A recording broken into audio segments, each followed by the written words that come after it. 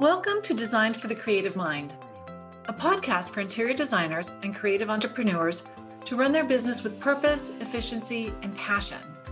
Because while every design is different, the process should remain the same. Prepare yourself for some good conversations with amazing guests, a dash of Jesus, and a touch of the woo-woo, and probably a swear word or two. If you're ready to stop trading your time for money and enjoy your interior design business, you are in the right place. I'm your host, Michelle Lynn.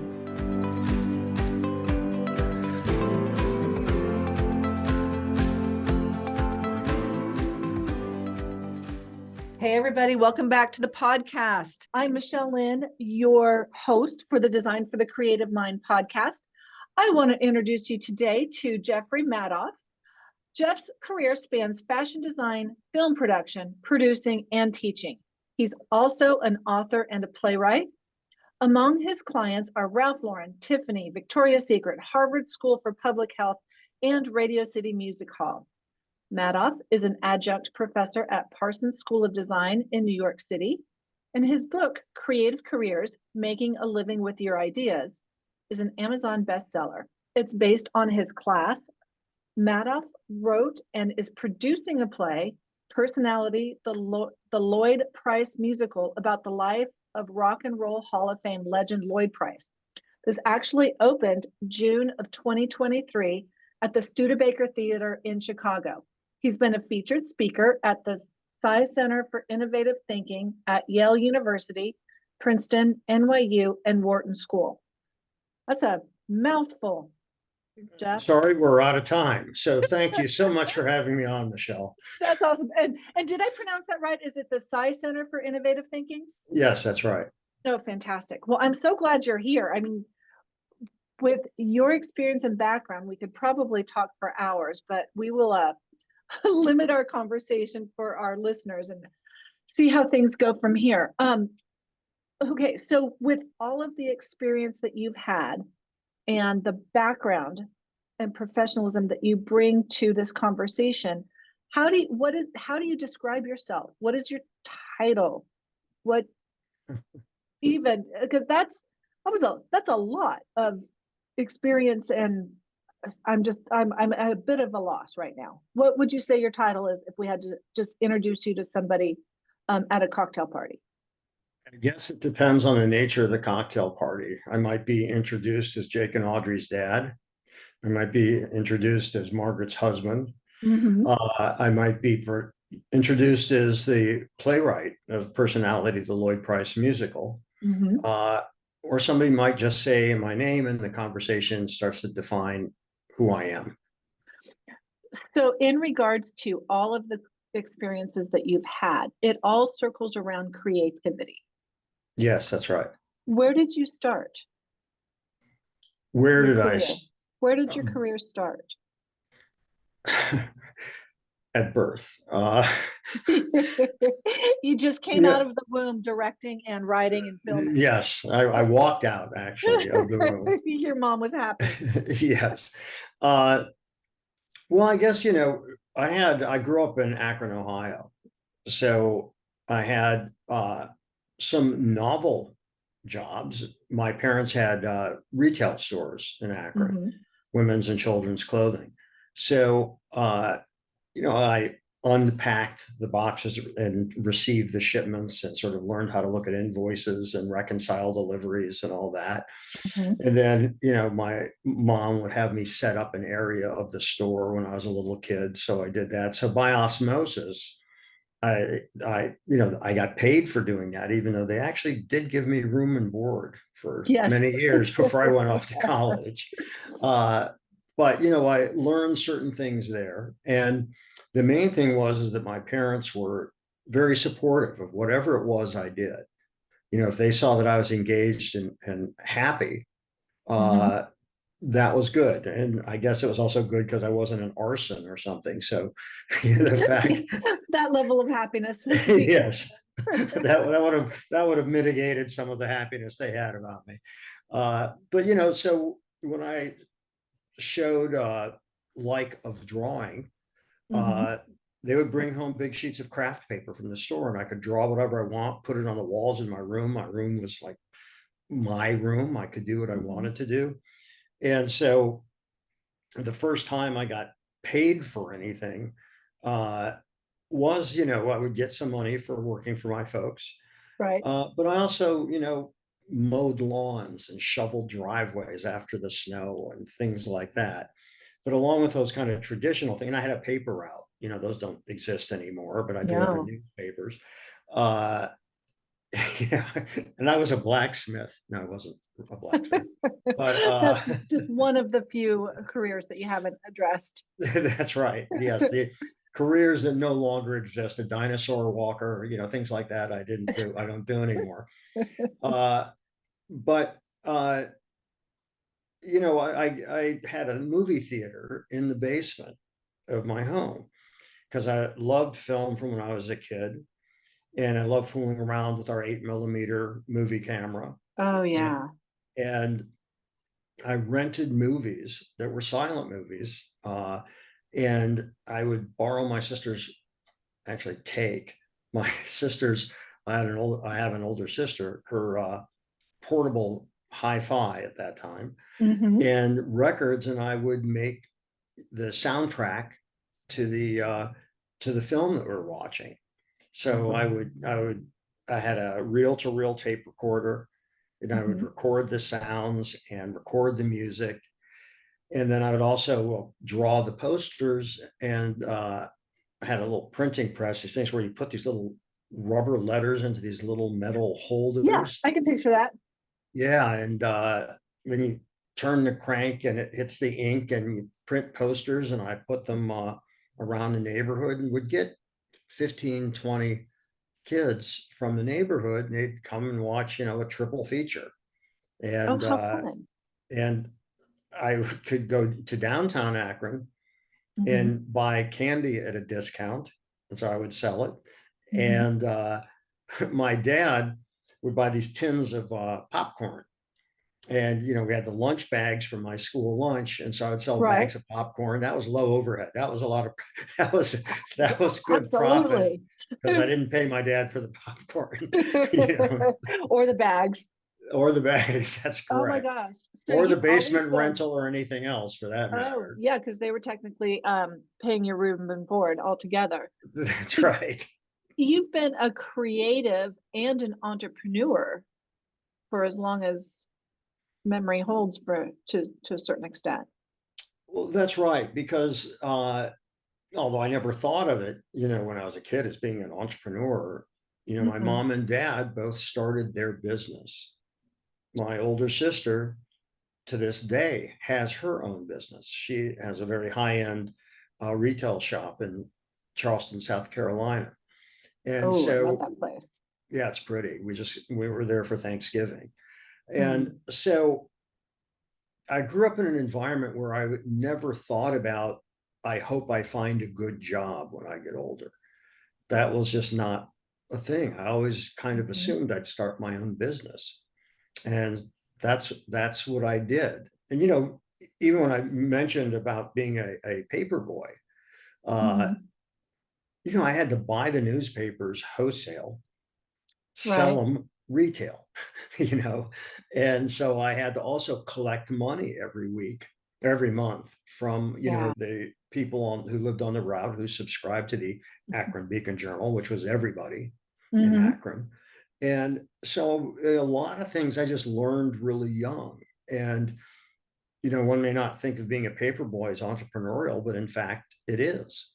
I You know, absolutely agree with you because just the skills that you learn from approaching people to try to get them on your route and then following up and collecting the money, that's, I think that's a lost skill, sadly. It was just kind of overlooked in the whole evolution of children's lives as you went through and developed those skills. But it brings it to today when you have accomplished so much and had to get out there on the front end of your career and start forging your own path. Did you, let me ask you this. How did you get started in the business that you're in now? And I know that encompasses quite a bit, but how did you make that leap into the whole fashion design, film production, producing, like where did you enter? And for the audience, my goal is that we are kind of sharing that it's not overnight success. It's stair stepping into where you are today and probably battling a little bit of imposter syndrome along the way. But can you walk us through how you broke into a business? When I robbed that store that time, is that what you're talking about? Breaking into the Yes, if you could please give us the details on that. I just have And to if there's make sure video. I have to make sure the statute of limitations is up on that one. But well, first of all, I believe that everything you do informs everything else that you do. Mhm, So the things that I learned, when I had a paper route, the things even that I did, when I had the theater in the basement, forget about mhm, the technical skills I learned in terms of sound and movies and so on. It was also, I knew that if I could go downtown and get candy bars at that time for, three for, let's say, 10 cents, right. and I could sell them for 20 cents each, I could make a profit and go back and buy candy bars for the next week. So Mhm, there were certain skills that I accumulated along the way. And I worked in a retail store, my parents' store when I was a little kid. And then mhm. I talked my way into a job at that time, a newly opening shopping mall. I worked in a shoe store. And I think that that kind of cold calling, walking up to somebody, may I help you? And having Mhm. to engage them was incredibly valuable. And I was also, speaking of jobs that no longer exist, I was a Fuller Brush man. Did you ever hear of Fuller Brush? Oh, yes.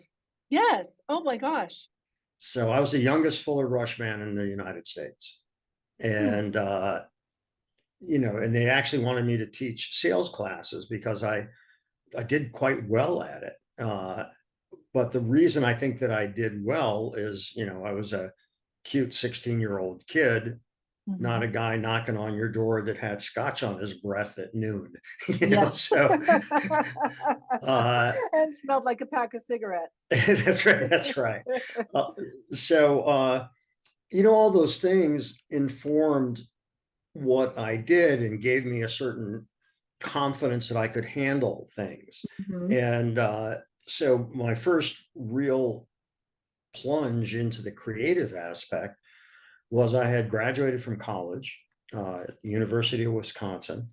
I was working in a boutique, and I got a call from a friend of mine who had graduated a year before me from school. We mhm. grew up together. What did you study in school? I had a double major in philosophy and psychology. Oh, interesting. So, I wanted to have two majors that would guarantee that I couldn't get a job and make a living doing them. I'm Yeah, actually very happy that those were my degrees because they have served you. served me well, very much so. And I Yeah. think that goes back to something that you said earlier about the fact that, and I didn't write it down, so I don't have it exactly, but everything leads to something else. And Well, everything you do informs everything else you do. thank you. Yes. Yeah. And just what you said about your degrees, they have served you well in the areas that you actually have applied and been paid for. Yeah. And in life, I mean, Mhm, philosophy teaches you, aside from exposing you to the ideas of the ages and ethics mhm, and religion and all these things, it also is about critical thinking, which mhm. our culture woefully lacks at this point. I think it's Uh, gone the way of the paper route. Unfortunately, yeah, Mhm. but the consequences are much more dangerous Agreed. as a result. And, Mm. where you can have informed debate and you Mhm. don't have to agree, but you can still respect each other and talk. Absolutely. I'm just saying that I think that that's really important. And the psychology aspect is knowing how people's minds work, Mhm. and how do you engage and how do people respond and how do you read body language and all of these things. Right. Uh, so my major had on the surface nothing to do with what I ended up doing, but in Mhm. reality, it had everything to do with what I was doing. So I'm very happy that I had that very broad liberal arts education, Mhm. uh, because I think it exposed me to so many ways of thinking, and how to ask questions, and how really ideas are formed. That all of those things I thought were really important. And by the way, I didn't have that in mind when I was doing it. I just liked the subjects. I thought Right. they were real because there were no right answers. In philosophy, there were no right answers. It was about discussion and logic, being able to further a good argument.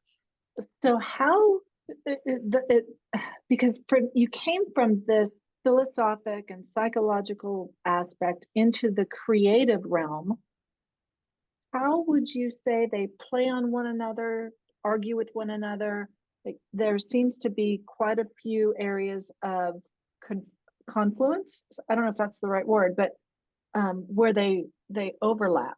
Well, I think they do because whether it's a painting, a Mm-hmm. line of clothing, a play, Mm-hmm. a Mm-hmm. dance, a piece of music, or developing a conceptual way of thinking, it all starts with an abstract idea, meaning it Mm-hmm. hasn't been actualized yet. It's in your head, and then you've got to somehow get it out of your head and into the conversational realm or written realm, where the ideas can be expressed and challenged and Mm-hmm.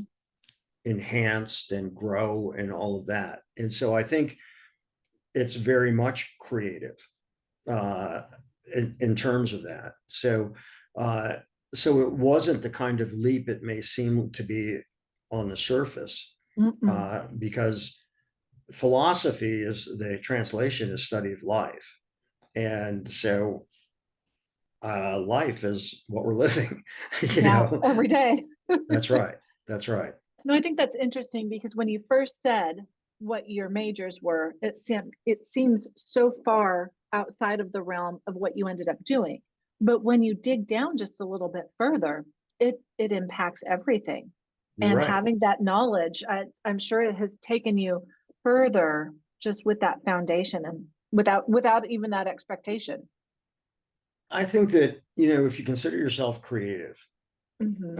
and part of being creative is being open to ideas, open to ways of thinking, of ways of expressing, of doing Hmm. things that it's not a linear recipe, whatever it is you want to do. If you want to be an interior designer, you can look at, well, most rooms have four walls, and Hmm. what are we going to do to make that appealing? Well, how do you ask the right questions to a potential Hmm. client? How do you establish the budget for what the job will be, the delivery time of the different Hmm. items you need to execute your idea, getting them aligned with that idea? So, as your audience being made up of interior designers, they need to know budgets, they need to know delivery, they need to know labor costs, Hmm. they need to know all of these things, whether you're in a retail store, whether you're buying paint and you're a painter, and you've got rental on your studio, and you've got to buy your canvas, all that stuff, and so there's a lot more that's in common and shared among pursuits than there is difference. Hmm. It's interesting because you tend to go back to the business aspect of it. And when I read your bio, I'm like, oh, Jeff is just total creative and has gone through this path, but it's so important. And you embody the fact that not only do you have the business acumen, but it's blended with the creativity. In order to be successful, any business person needs to have that combination, whether it comes naturally or if it's a learned product. Imagine trying to bake a cake without a recipe. You kind of know what the ingredients are, but you don't know how to put it all together. After lots of hard work and trying different combinations, all you are left with is a sticky situation and a stomachache. Babe, running an interior design business can feel exactly that same way. That is why I created the Interior Design Business Bakery. This is a program that teaches you how to bake your interior design business cake and eat it too. If you don't want to figure out the hard way and you want guidance to follow, a recipe that has already been vetted, someone that has already been there and done it and will help you do it too, then check out the year-long mentorship and coaching program, the Interior Design Business Bakery. If your interior design business revenue is below $300,000, or if you're struggling to make a profit and keep your sanity, this is the only program for you. You can find that information at designedforthecreativemind.com/business-bakery. Check it out. You won't regret it.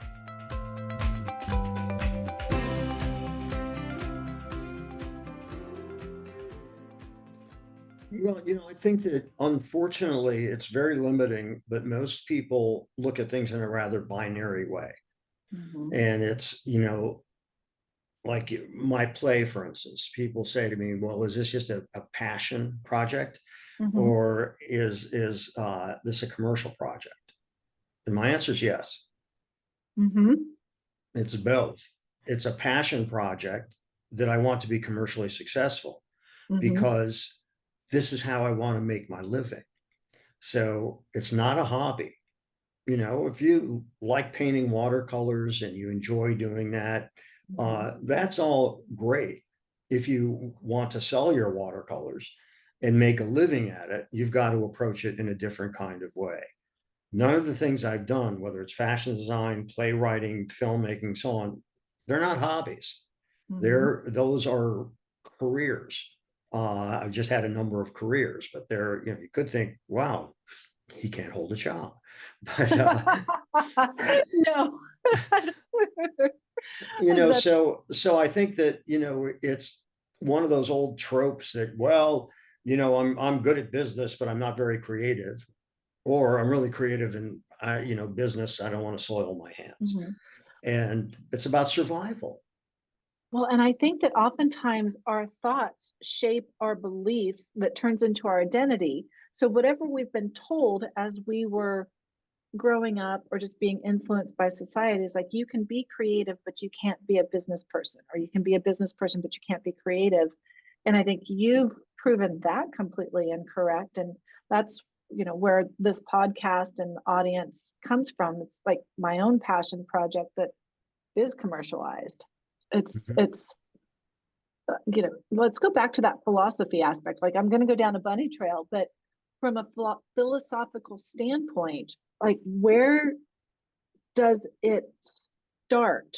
Where does and this might get edited out because I have no clue what I'm saying, but from the standpoint of our current identity and the beliefs that we have, like you said, that are very binary, where does that start in your opinion, or from, is it from our thoughts? Is it from our childhood? Is it from the news that we watch?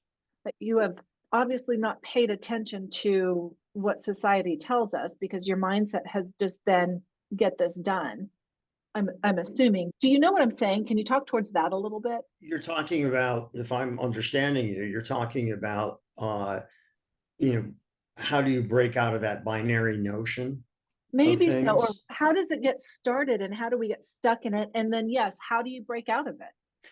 Well, there are so many factors, Right. I think for the most part, all kids are creative. And there's different levels of creativity and so on, but all kids are creative. The more they're encouraged, the more creative they'll be. Having said that, it's also true that a lot of people are compelled to create because their world was so miserable and they weren't supported. And and art became an escape, right? Another way to apply and express their talents that they got no support for. So I like to think that I've been fueled by fairly positive forces because my parents always never tried to stifle my creativity. Never said, well, when are you going to get a real job? And never challenged any of that sort of thing. So when I would meet people and, I'd say, well, I'm a filmmaker, and they'd say, what's your backup plan? I said, well, if I was going to be a dentist or an accountant or a lawyer, you wouldn't ask me what my backup plan is. Well, this is the Right. profession that I'm going to pursue. And so my backup plan is to be clever and fall back on my intelligence, my savvy, my creativity, or whatever. And I, by the way, I would say that talent is probably at best third on the list. Mhm. Because you're an entrepreneur, Mhm. perseverance and resilience are the most important. Yes. I don't know if I don't think anybody tells you that early in your career of No, entrepreneurial. well, So. that's right. That's right. They don't. Mhm. And I wasn't privy to the full range of things my parents went through. As when Mhm. I got older and I would talk to them about, things I never thought about when I was a kid. Right. Like, did you guys ever have any hard times? Because there was always food on the table. We didn't Mhm. want for anything, but the life you have when you're growing up in your family is the life you know. Yes. And so what's normal has a very wide definition.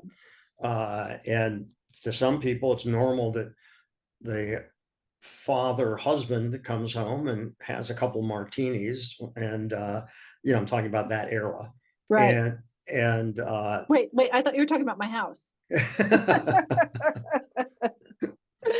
But yeah, they come home with a couple martinis and mom's cooking. and that's that sort of 50s cliche. Mhm. I would hear my parents talking about the day's business, and so it was that was just normal to me.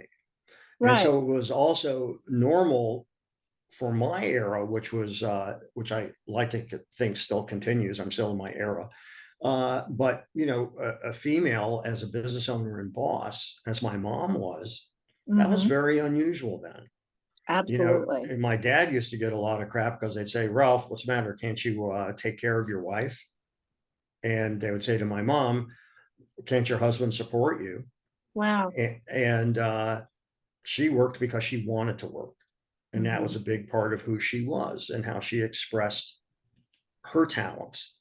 So, it was interesting when I look, we all construct narratives looking at the rearview mirror, Mhm. because those narratives only come from one's past. And Right. we have a compelling need as humans to make sense of that. So it seems like, I hate it when people say, yeah, I was destined that you do this. I was not destined that I should do this. I did this because I wanted to do this. It's Mhm. not about destiny. Don't put your future in the hands of something that's so ephemeral and you have no control over it. Well, and I think that that also goes back to the question that I didn't know how to ask, is that you grew up with this being modeled for you. Therefore, your identity was kind of shaped, well, not kind of, but it was shaped from the experiences that you had, even just around the dinner table, listening to your parents talk about business. That's And right. at the same time, they fostered your creativity and allowed you to express yourself without hindrance. So this goes back to that. How does this get formed?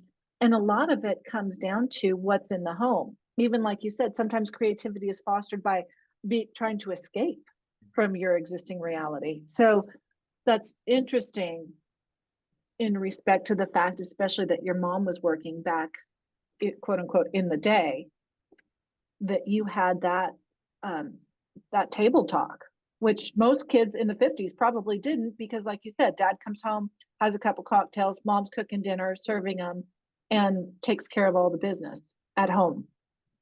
Yeah. And I think that we are all we're all in progress, all in process. And and we are all formed, I think, especially by those very early in life experiences. Yeah. And I think that a huge area that is only beginning to be talked about uh, is the effect of trauma and how trauma affects young kids. And trauma means different things. There's no one definition there. Right. But for the sake of our talk, it's something that somehow has a huge impact on who you are and how you respond to things. Right. The formation of your Yeah, character to a certain extent. that's right. Yeah, if you see, to use a dark example, but if you grow up in a household and there's a physically abusive parent in there, and you see that that's how arguments get settled, then you think that's how arguments get settled, unless you somehow are fortunate enough to realize there's another way and you can break that pattern of abuse. Yeah, absolutely. Because I think it perpetuates throughout the generations, because it needs to be broken at some point. Right. And it's not easy. That's right. Not easy at all. So with that, how would you say you would foster that creativity, regardless of how it's born? Is there a way that you take that inspiration from the inside and get it out? Yeah. And that is by doing it. And I think that it's interesting. Nike has a brilliant slogan that they have experimented a number of times of trying to get away from just do it. Right. But it happens to be genius, and they will never improve on that because the meaning goes so much deeper, and that it resonates with everybody. And I think it's that, I would say to my students first day of class, how many of you have walked into a gallery and thought, oh, I could do that?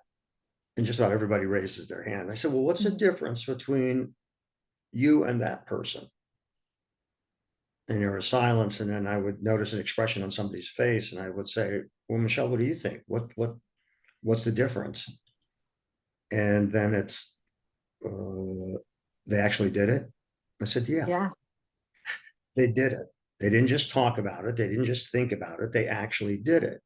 But when you do something, that also puts you in the position to be criticized or rejected.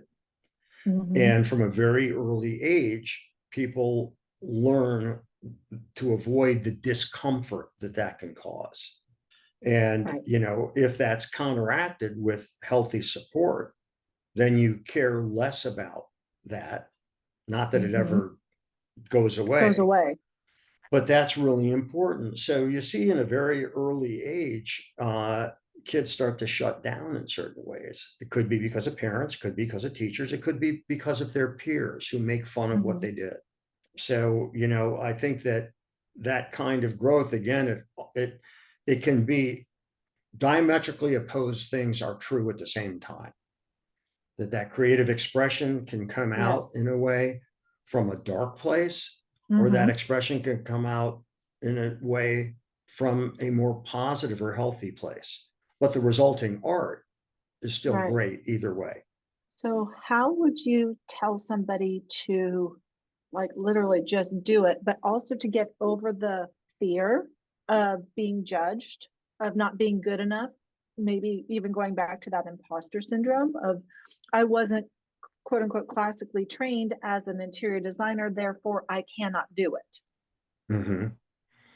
Yeah, it's funny because all the different things that I've done, I never went to school for any of them. Right. And I'm self-taught in all those areas. And that was a combination of, if I like something, I have the confidence that I can learn how to do it. And so, because to me, what is a very powerful thing, which also isn't talked about in schools where you're learning some creative field, is the power of engagement. What is it that you can engage with that lights you up, that fires up that passion, where you don't really even get a sense of the time passing because you're just so into it and you're so engaged, and nothing goes like that all the time. Or there's times that you're fallow in between those times of great excitement and all that, because life is a roller coaster ride too. Things don't always go how you want, and they certainly don't proceed in a linear way either.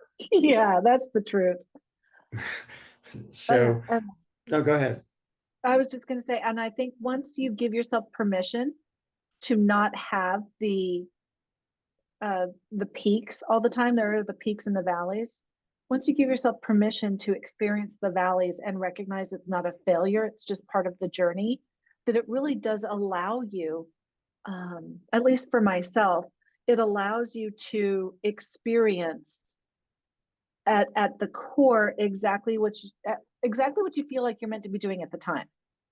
Mhm. And just letting go of any expectations, or which is hard to do, because I think we all have high expectations for ourselves, and then we also assume people are judging us, when in reality I don't think they're thinking about anybody except for themselves.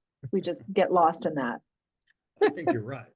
Yeah, you're not nearly as important to them as you are thinking you are in terms of your own Right. level of embarrassment or whatever. Yeah. And I think you hit on something key, and that is that you give yourself permission. Mm-hmm. Now, it's important to get, if it's the permission of your parents or whatever, but when you start modifying your behaviors, and again, I'm not talking about aberrant behavior, but Right. when you start trying to please all the Mm-hmm. time rather than do, Right. that constricts one's world. And your creativity, because That's right. if you're copying somebody else's design or their style, and it's not congruent with your tendencies, it's never going to be your best at Well, all. and it takes, having a distinctive voice through what you do. And what's distinctive by definition isn't defined by what everybody else is doing. Mm-hmm. What's When did distinctive you is if find you your can, voice? uh, well, I've had to find it in a few different things. Right. Meaning, when I was designing clothes, what I did, and I guess this has been the constant compass for the direction I want to go. Mm-hmm. I designed clothes that I wanted to wear, Right. and since I designed both men's and women's clothing, or that I thought it would be cool to see a woman in. Mm-hmm. When I started doing film work, uh, I wanted to do ideas that I thought were cool, and the kind of people Right. that I hired, my editors, the cinematographers, all of that, Mm-hmm. uh, I wanted them to be invested in their work. I wanted them to want to show their friends what they were working on because they thought it was cool. Right. And again, that goes back to engagement, which I think is incredibly powerful. Mm-hmm. And another powerful thing when you are building production crews, for instance, for film or Right. for a play or something like that, is building the right kind of team and knowing where there are complementary talents. And my mantra is that you find good people through other good people. Mm-hmm. So I don't care whether it's interior design or I'm doing a play or making a film, you Right. know, whether it's the best person to reupholster something because they just do fantastic work, or Mm-hmm. the cabinet maker is going to make unique pieces for you. You Right. find good people through other good people. And Yes. that's true, I think, in all lines of work. I think also just by being yourself and being your authentic personality, you're going to attract others who are um, receiving of it, or who share in it, or whatever the case may be. Um, I I think finding your voice is a key aspect of entrepreneurial lifestyle, not just the lifestyle, but the entrepreneurial journey. If you're not true to who you are, then you're going to be attracting individuals who are not aligned with your overall vision and goals. Does that make sense? Yeah, I think that, a lot of people don't know who they are. Yeah, And it's a lot of people, get to middle age, and maybe they've done quite well financially, Mm-hmm.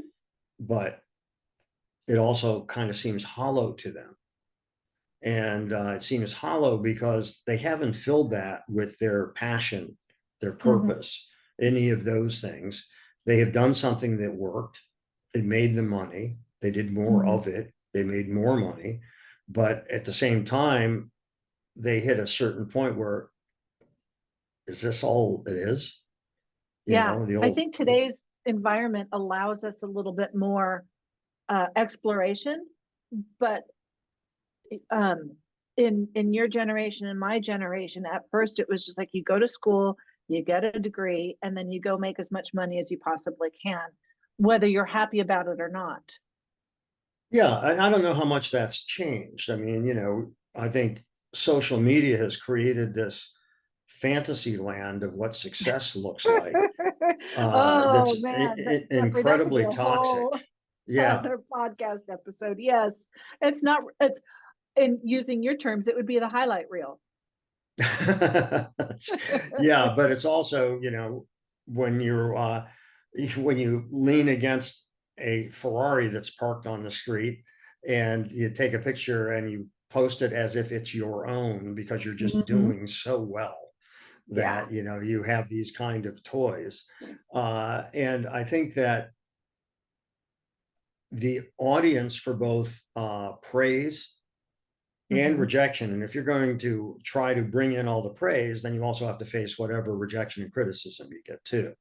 You Yeah. know, uh, but I do know people who are very financially successful who Mhm. surround themselves with people that reinforce their version of themselves. Yeah, that And makes sense. you know, and they're paid well to do so. They don't Mhm. realize, or actually many of them do realize, yeah, their primary job is to make that person happy. But what they That's sometimes that's why I got realize late, married. Just kidding. Yeah, I think well, you do come to realize that nobody else can make you happy. that's right. Yeah. That's right. So, you know, it's interesting. And I think, you know, just to touch on imposter syndrome, Mhm. the thing about imposter syndrome is everybody was an imposter, so to speak, until they made it. Mhm. So I don't believe in imposter syndrome. I don't believe in that at all. That's one thing that fortunately has never plagued me because I don't buy into the notion of what it is. Mm. Yeah, you know, I was writing a play, so I was a playwright. I wasn't a produced playwright till a few years ago. Mhm. And then I became a produced playwright. But Right. was writing plays. I was trying to get that going, writing a play. And so, you know, Steve Jobs wasn't Steve Jobs until Apple became successful and people began to know who he was. Right. But, you know, was he an imposter until Apple became a gigantic success? No, he was in process. And so, you know, it's just, you can say you're unsure of your Mhm. talents, that you're insecure about your talents, but that doesn't make you an imposter, I you love know? that. And I think that an imposter to me is someone who tries to con you into thinking they are different than what they actually are. And that's what a real imposter is. A real imposter is a Mhm. con. But when you talk about imposter syndrome, you're talking about a burden that people place on their own shoulders because they don't feel secure about what it is they do. And so they're going to be afraid of being found out, that Right. people are going to find out that they're imposters, that people are going to find out they're not really sure about what they're doing. Mhm. But, you know, there's two terms that I think are important to understand. One is confidence, the Mhm. other is courage. Okay.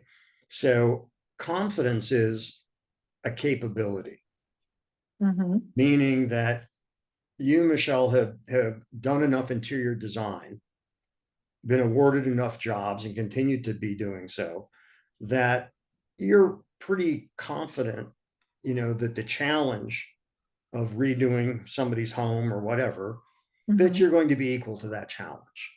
And Right. that's because you have done it enough times that you can, with some confidence, anticipate a positive outcome. Correct.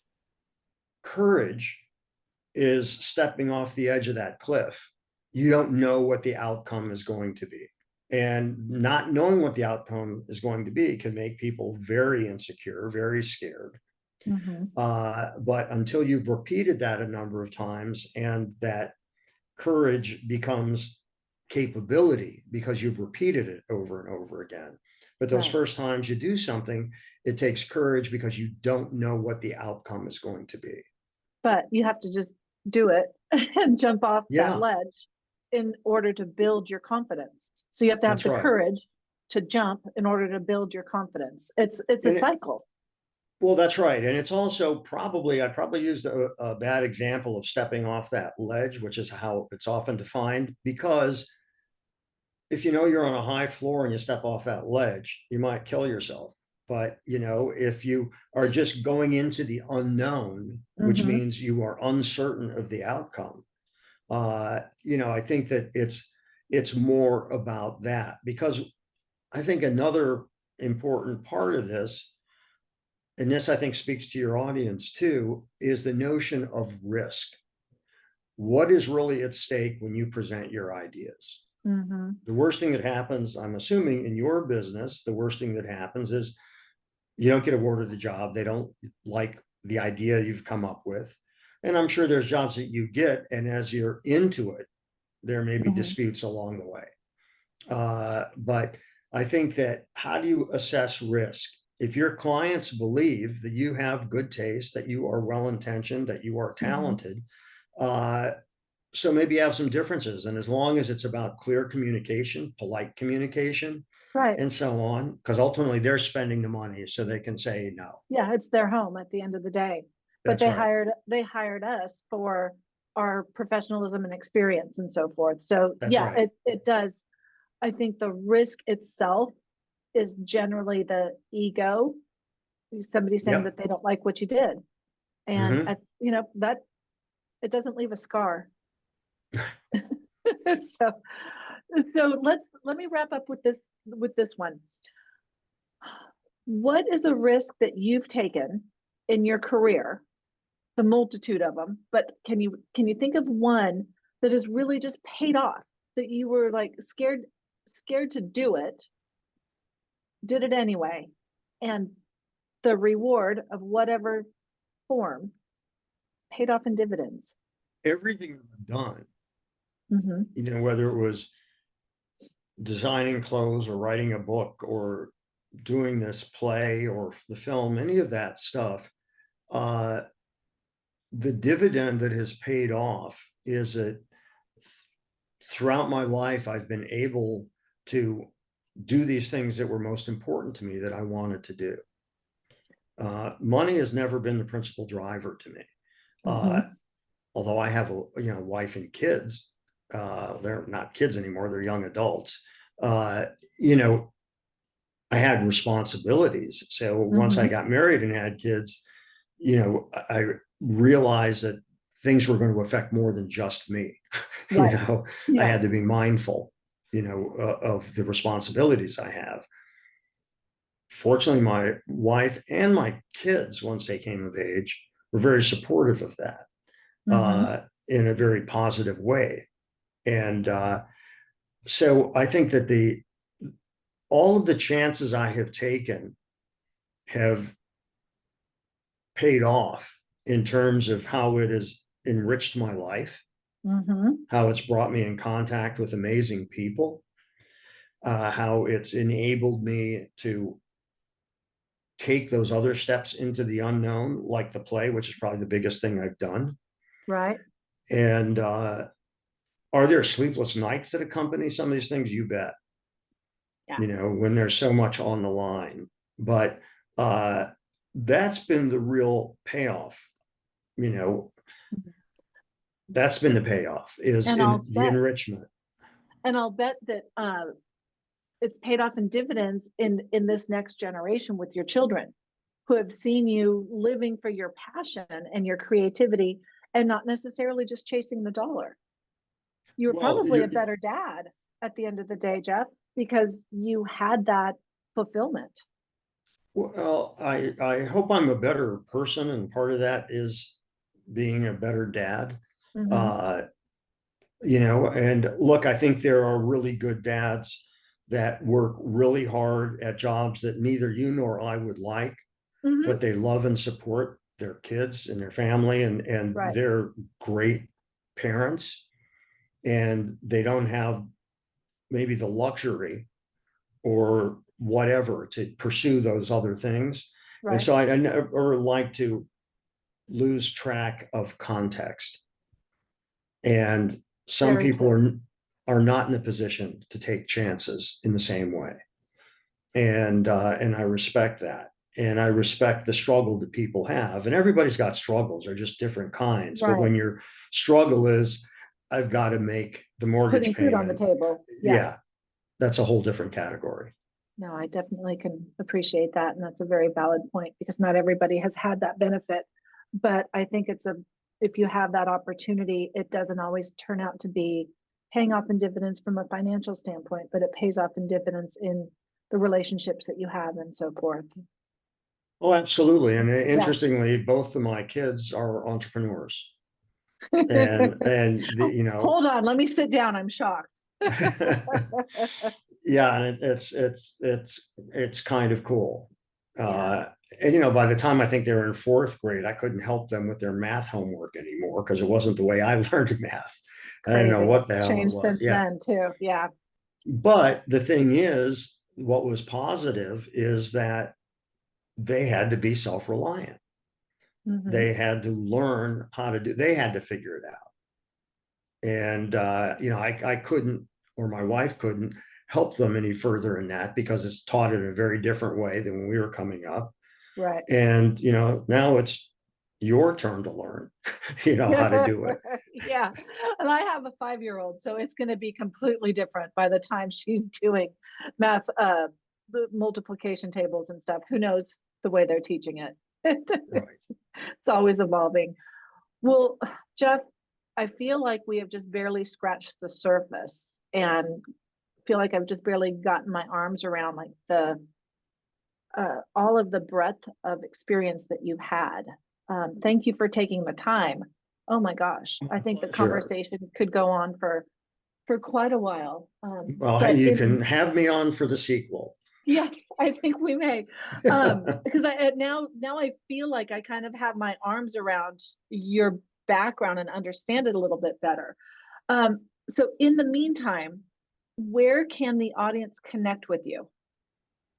Uh, they can go to LinkedIn, be Mm-hmm. Jeffrey Madoff, and Uh-huh. I post clips from interviews from amazing people that I've had in my class. And it's about entrepreneurship, it's about creativity, it's about risk, and a lot of the things we've talked about, and many others. Uh, I would highly recommend, because I'm a huckster, uh, my book, which is about a lot of these issues. It's called Creative Careers, Making a Living with Your Ideas. And the book is based on the class that I taught. And it addresses a lot of these issues. And you also hear from amazing people who do things differently. And that's Well, really cool. I'm going to make sure we have a link to that book and include Great. that in the show notes because I'm interested in it myself. I'm sure it really takes this conversation and expands on it quite a bit through all of It the other does, and interviews. through other viewpoints, you Yeah, know, I love because that. there is no one way. And I Hmm. can't emphasize that enough. All of these books that are you know, here's the 7 steps to success, and you know, the highly effective habits of highly effective people, they have nothing to do with you. You can't replicate their lives. Hmm. So you've got to approach things differently, and don't think that, you know, there are recipes for success, because there's best practices about being a professional and Right. communicating clearly and all that, and living up to what you the expectation you set for your clients. Hmm. But that's what I call best practices. But I there's think a that's a lot good that way to has to put go it. along with that. Yeah, there's patterns that you can see from successful people, but it's not a franchise that you can buy into and replicate it exactly. Yeah, and that's what I call the myth of replication, you know. Yeah. And It's madoffproductions.com is my Okay. website for my film work. And I'm actually redoing our creativecareer.com website, Oh, where good. it's going to have more stuff from my guests and full interviews and all of that, which is kind of cool. I will definitely make sure that I'm keeping my fingers on that one and hope to have the opportunity to connect again. Thank Well, you. I think we've already, I'll tell you something that's funny. I was doing a presentation at a conference and I showed a bit of my play, and it was about entrepreneurship. And this woman came up to me and she said, well, I really like what you're doing with the play. I'm interested in investing. How do I start that process? Oh my And gosh. and I said, well, you just did. That's and, awesome. and so you saying that, we've already started the relationship. So we can stay in touch. We can do those things. And hopefully this is something that'll have some value to your clients too. Yeah, I appreciate it. Thank you. So, Jeffrey, I will make sure that all of that information is in our show notes so our listeners can go back and reference it. That way, y'all, if you're listening while you're in the car or walking the dog or anything like that, you don't have to jot it down. It's there at your fingertips when you're ready. And in the meantime, for those of you who are interested in learning more about the business of interior design, head on over to the Interior Designers Business Launchpad in Facebook. And yes, I know it's Facebook, but it's the best place to have our private groups. And I go live there once a week. That's where we hold our workshops, and that's where I hope to see you. So choose to be great today. Thanks again, Jeffrey. Thank you. Hey, y'all. If you love the show and find it useful, I would really appreciate it if you would share with your friends and followers. And if you like what you're hearing, want to put a face with a name, and get even more business advice, then join me in my Facebook group, the Interior Designers Business Launchpad. Yeah, I know, it's Facebook. But just come on in for the training and then leave without scrolling your feed. It's fun, I promise you'll enjoy it. And finally, I hear it's good for business to get ratings on your podcasts, so please drop yours on whatever platform you use to listen to this. We're all about community over competition, so let's work on elevating our industry one designer at a time. See you next time.